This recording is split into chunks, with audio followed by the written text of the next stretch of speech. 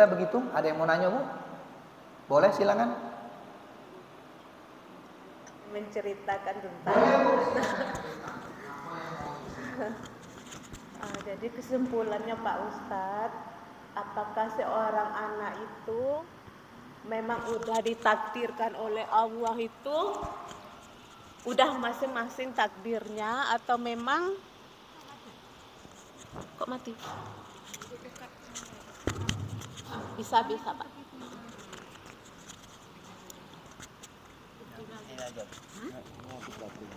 Oke. Ini maaf ya Pak Ustadz, ini saya menceritakan tentang saya. Pak Ustadz kan ceritanya waktu dulu saya tinggalkan anak saya Pak Ustadz, umur 7 tahun. Saya bercerai dengan bapaknya, terus saya sekolah kan dia pesantren Jawa. Cuman 1 tahun tuh dia sakit Pak Ustadz. Saya pergi merantau ke Malaysia. Terus pulang-pulang dia udah besar sampai sekarang. Agamanya udah sangat tidak baik.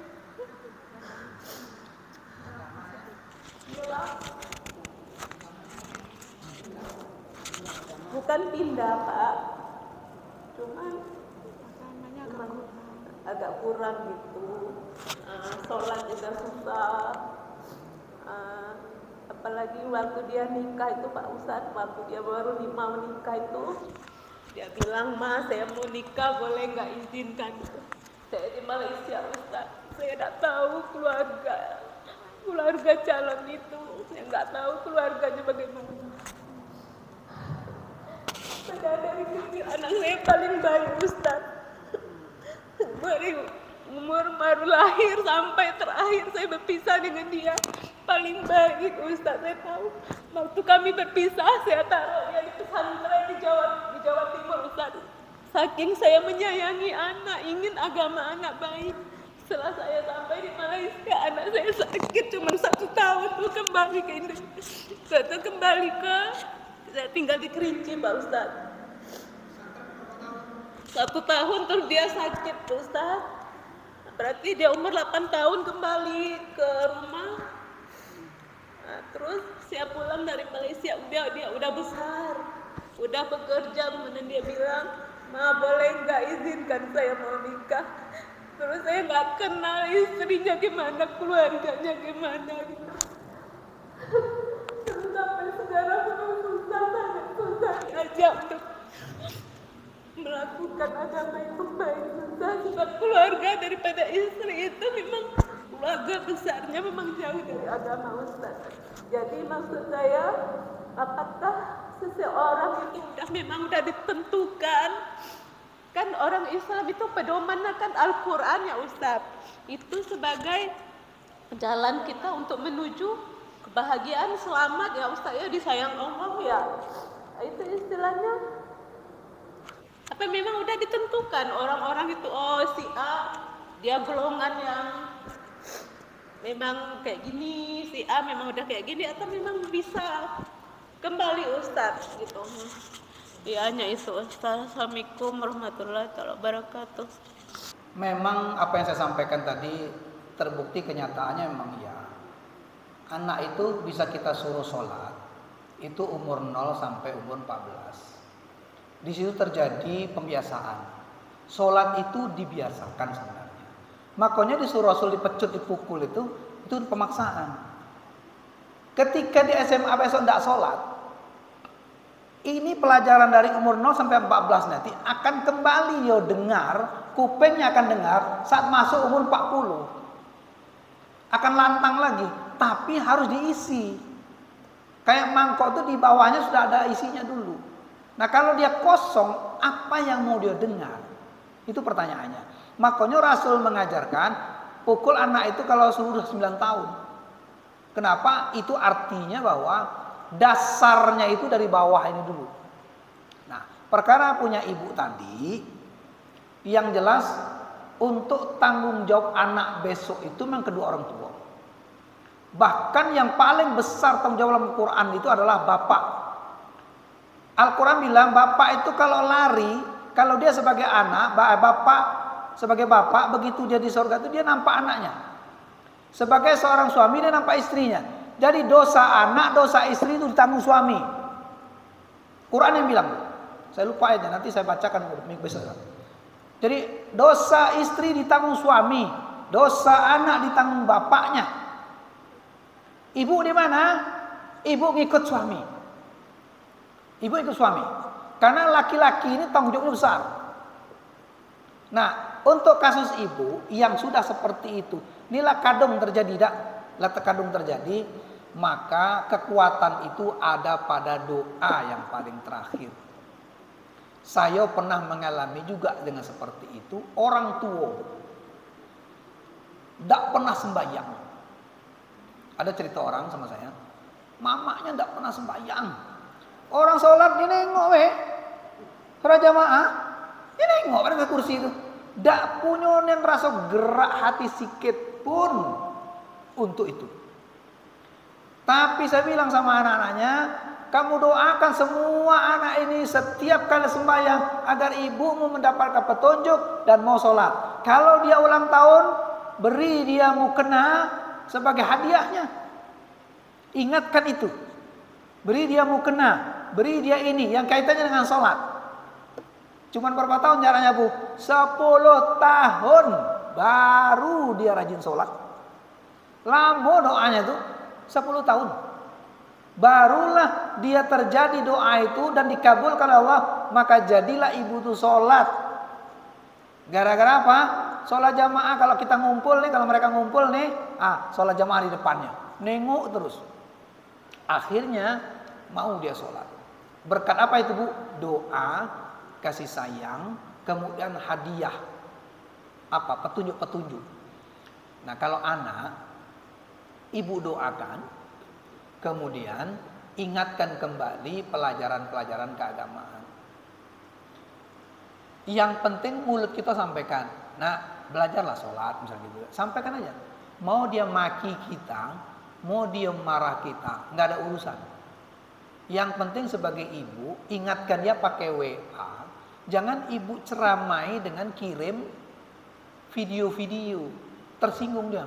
Ini orang sok suci nih. Nah, karena kita gitu tuh. Sok suci nak nasihat-nasihatin aku. Nah, kan gitu kan? Kadang-kadang kita ini kalau ngirim-ngirim video yang bawa-bawa penceramah ke orang, kadang-kadang bikin orang tersinggung. Sok suci kita dianggapnya. Padahal dia juga nggak beres kok. Nah, kan gitu pikirannya. Jadi kita tidak usah terlalu banyak menceramah begitu, tetapi memberikan harapan. Nah, aku doakan kau ya, semoga kau ini masuk surga, selamat dunia akhirat. Dekatkanlah diri kau kepada Allah. Sentuh dia dengan hati ibu. WA, dengan bahasa WA. Kalau tidak dengan pakai dengan voice, suara. Sampaikan itu. Nanti ibu, kuping ini nanti begitu dia dengar suara itu akan meresap ke sini, nanti akan diberikan buka oleh Allah. Saya yakin itu. Kenapa? Manusia itu macam batu. Kalau tetesin terus baik, penabur sampai ibu mati sekalipun dia akan bolong. Kalau dia sekarang tidak mau, mungkin nanti setelah ibu tidak ada, barulah dia sadar dengan apa yang diucapkan oleh ibu. Kita ini biasanya kalau orang tua kita udah katik lagi baru sadar. Tetapi ibu kalau lakukan itu, ibu sudah melakukan sebagai seorang ibu yang berikan nasihat kepada anaknya. Jangan berhenti atau jangan diam. Ibu tahu waktu Nabi Ibrahim dibakar oleh Raja Namrud, kemudian datang burung pipit ngambil air.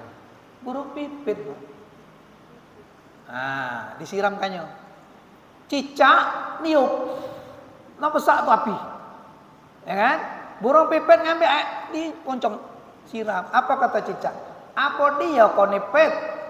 Kau bisa memadamkan api dengan paruhku sebesar ini? Mana mungkin?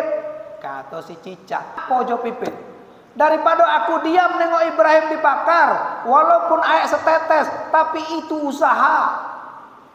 Yang penting Allah menilai usahaku, bukan nengok air yang kuberikan. Cicak bilang begitu. Apa? Nggak bisa padam. Memang aku tahu nggak bisa padam. Daripada aku diam menonton, mendingan aku berbuat walaupun sedikit. Sama dengan ibu tadi. Jangan nonton, Bu. Berbuatlah walaupun tak diterima, walaupun diejek, walaupun dimaki, tetap berbuat. Nanti Allah buka itu. Ibrahim mati kan buktinya. Selamat dia. Apinya mati. Ibrahim tidak selamat, Ibrahim selamat. Itu walaupun pipet, itu walaupun kecil, tapi usahanya, niatnya, semangatnya untuk membantu Nabi Ibrahim. Itu kisah, itu inspirasi buat kita itu. Makanya kalau nengok sesuatu itu jangan nonton.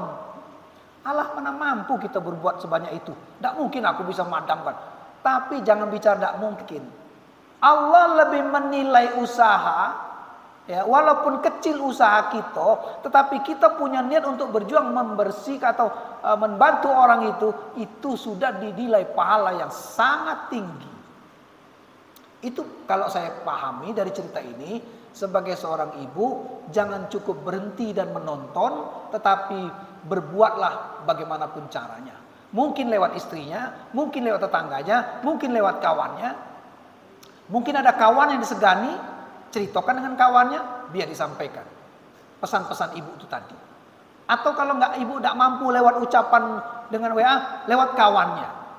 Atau keluarga itu sudah memang keluarganya sudah jauh dari agama, mungkin ibu bisa tarik lewat kawannya. Dekatkan dia dengan agama. Artinya itu jangan pernah diceramai lah. Kalau diceramai mereka biasanya mereka nggak mau kalau diceramai.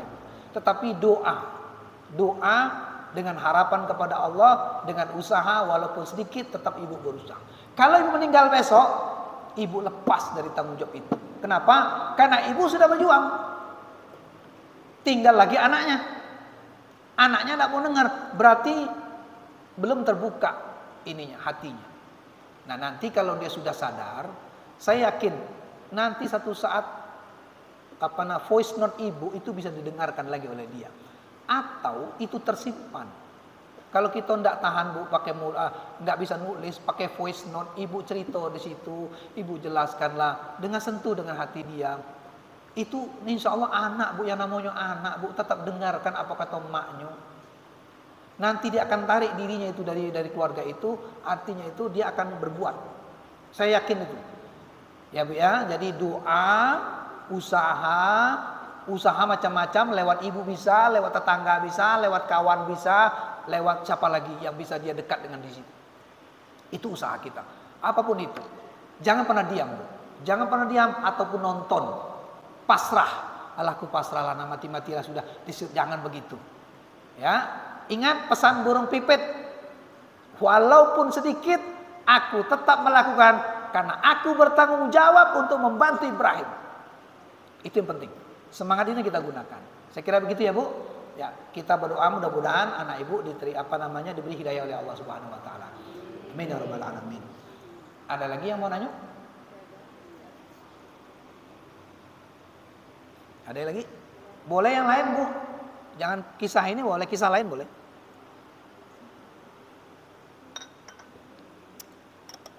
Tidak ada. Kalau tidak ada kita tutup nih. Kesimpulannya bahwa mari kita sama-sama fokus kepada keluarga ya, Bu. Fokus kepada keluarga kita. Karena keluarga itu nanti menjadi batu sandungan kita untuk mendekatkan diri kepada Allah atau masuk ke dalam surga Allah. Karena mereka ini akan menjadi batu sandungan. Maka tugas kita itu adalah dari umur 0 sampai 14 tahun atau sebelum dia balik. Setelah itu mereka punya tanggung jawab sendiri. Maka kalau umur 0 sampai umur 18 tahun ibu tidak pernah berbuat apa-apa, maka ibu belum ada belum ada kontribusi kepada mereka. Nah, kalau ibu sudah terlanjur, maka berbuatlah setelah itu. Yang penting sebelum dicabut nyawa oleh Allah, ibu berbuat semampu kita dan serahkan kepada Allah hasilnya mau buruk atau bagus, tapi saya sudah berbuat atas nama Allah Subhanahu wa taala untuk kebaikan keluarga kita. Tulus, ikhlas, kemudian doakan dengan keikhlasan, jangan terpaksa. Yang terakhir adalah mudahkan kehidupan orang lain, maka kita akan dimudahkan urusan kita baik dengan Allah maupun dengan manusia. Sedekahlah banyak-banyak, maka semua keinginan kita akan dikabulkan oleh Allah Subhanahu wa taala. Karena sedekah itu adalah membuka peluang untuk apa yang kita inginkan akan didengarkan oleh Allah, karena kita selalu mendengarkan apa yang Allah perintahkan kepada kita. Maka sedekah banyak-banyak. Sedekah itu tidak harus duit ya Bu. Sedekah itu tergantung apa yang ibu punya. Itu yang penting. Jadi banyaklah berbuat baik, insya Allah anak kita akan mendapatkan kebaikan dari yang kita lakukan di dunia ini. Kalau kita tidak pernah berbuat baik, anak kita tidak akan menerima apa-apa. Imbas pekerjaan orang tua akan lari kepada anak kita. Maka keikhlasan, perbuatan baik kepada sesama kita manusia akan membantu anak-anak kita kesuksesan dunia akhirat dan menjadi berakhlakul karimah. Ibu berakhlak, bapak berakhlak, insya Allah anak akan ikut berakhlakul karimah. Dah, kira-kira begitu yang dapat saya sampaikan. Mudah-mudahan ada manfaatnya buat kita semua untuk kita terapkan. Sekali lagi, mari kita berdoa kepada Allah Subhanahu wa taala. Semoga kita semua diberikan keberkahan hidup. Kajian kita dengan baca kifaratul majlis. Subhanakallah bihamdika, asyhadu an la ilaha illa anta, astaghfiruka wa atubu ilaik. Assalamualaikum warahmatullahi wabarakatuh.